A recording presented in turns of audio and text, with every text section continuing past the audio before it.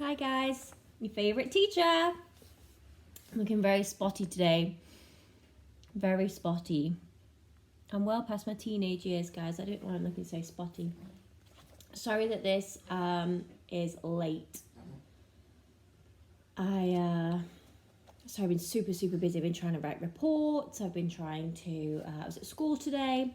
So sorry it's late. I hope it's on in time. But if not, you could just watch 2 tomorrow. Okay, so we're up to page 200. Justin? I can't remember what he's called. What's he called? The boyfriend. Who is talking?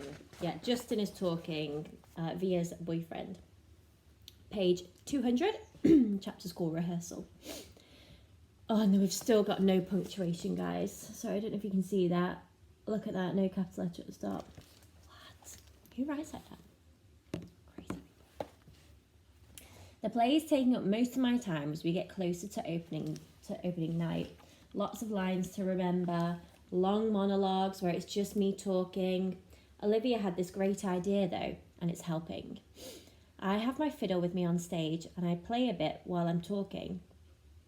It's not written that way, but Mr. Davenport thinks it adds an extra folksy element to have the stage manager plucking on a fiddle. And for me, it's so great because whenever I need a second to remember my next line, I just start playing a little Soldier's Joy on my fiddle and it buys me some time. I've gotten to know the kids in the show a lot better, especially the pink-haired girl who plays Emily.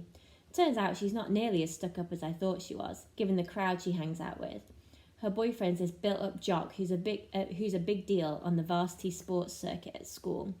It's a whole world that I have nothing to do with, so I'm kind of surprised that this Miranda girl turns out to be kind of nice.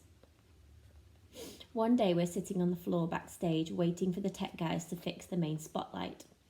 So how long have you and Olivia been dating? She asks out of the blue.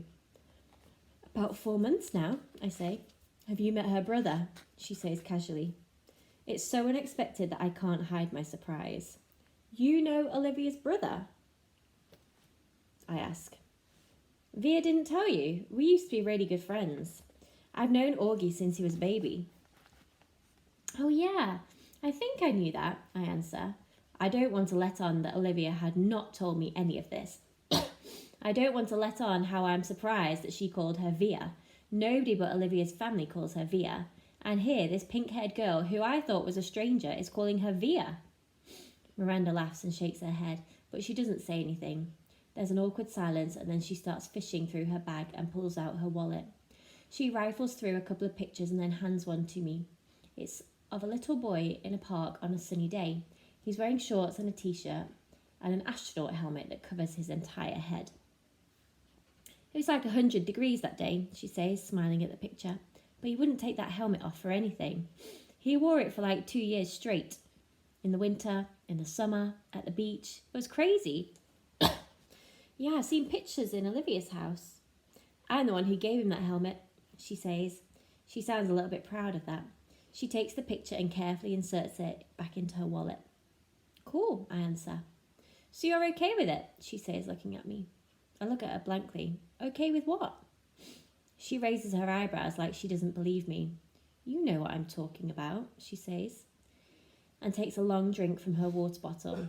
Let's face it, she continues, the universe was not kind to Augie Pullman. So rude. Sorry, that's just Adam coughing in the background. Next chapter's called Bird. Why didn't you tell me that you and Miranda Navas used to be friends? I say to Olivia the next day. I'm really annoyed at her for not telling me this. It's not a big deal, she answers defensively, looking at me like I'm weird. It is a big deal, I say. I look like an idiot. How could you not tell me? You've always acted like you don't even know her. I don't know her, she answers quickly. I don't know who that pink-haired cheerleader is. The girl I knew was a total dork who collected American Girl dolls. Oh, come on, Olivia. You come on. You could have mentioned it to me at some point, I say quietly, pretending not to notice the big fat tear that's suddenly rolling down her cheek. She shrugs, fighting back bigger tears. It's okay, I'm not mad, I say, thinking the tears are about me. I honestly don't care if you're mad, she says spitefully. Oh, that's real nice, I fire back. She doesn't say anything. The tears are about to come. Olivia, what's the matter? I say. She shakes her head like she doesn't want to talk about it, but all of a sudden the tears start rolling a mile a minute. I'm sorry, it's not you, Justin. I'm not crying because of you, she says finally through her tears. Then why are you crying? Because I'm an awful person. What are you talking about? She's not looking at me, wiping her tears with the palm of her hand. I haven't told my parents about the show, she says quickly. I shake my head because I don't quite get what she's telling me. That's okay, I say. It's not too late. There are still tickets available. No, I don't want them to come to the show, Justin, she interrupts impatiently. Don't you see what I'm saying? I don't want them to come. If they come, they'll bring Augie with them, and I just don't feel like... She's been hit by another round of crying that doesn't let her finish talking. I put my arm around her. I'm an awful, awful person, she says through her tears. You're not an awful person, I say softly. Yes, I am, she sobs. It's just been so nice being in a new school where nobody knows about him, you know? Nobody's whispering about it behind my back. It's just been so nice, Justin. But if he comes to the play, then everyone will talk about it. Everyone will know. I don't know why I'm feeling like this. I swear I've never been embarrassed by him before. I know, I say, soothing her. You're entitled, Olivia. You've dealt with a lot your whole life. Oliver reminds me of a bird sometimes. Sorry, Olivia. Did I call it Olive then? Olivia reminds me of a bird sometimes. How her feathers get all ruffled when she's mad. And when she's fragile like this, she's a little lost bird looking for its nest. So I give her my wing to hide under. Next chapter. 204. It's called The Universe. I can't sleep tonight. My head is full of thoughts that won't turn off. Lines from my monologues, elements of the periodic table that I'm supposed to be memorising, theorems that I'm supposed to be understanding, Olivia, Augie. Miranda's words keep coming back. The universe was not kind to Augie Pullman. I'm thinking about that a lot and everything it means. She's right about that. The universe was not kind to Augie Pullman. What did that little kid ever do to deserve his sentence? What did the parents do, or Olivia?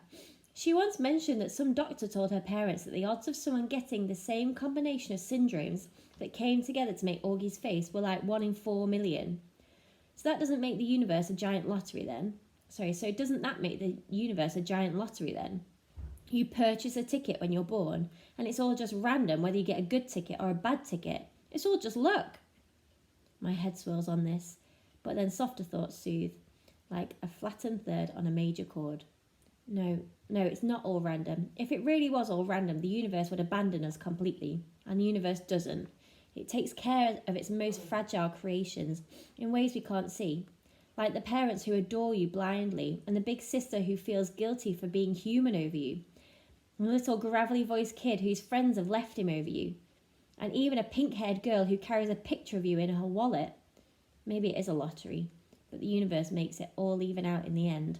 The universe takes care of all its birds. I'm going to stop there. It's only a short video, but we're up to part 6 where August is narrating again. So I'm going to stop there. Hope you managed to catch this before you go to bed. Sorry I didn't post it earlier. I'll see you later.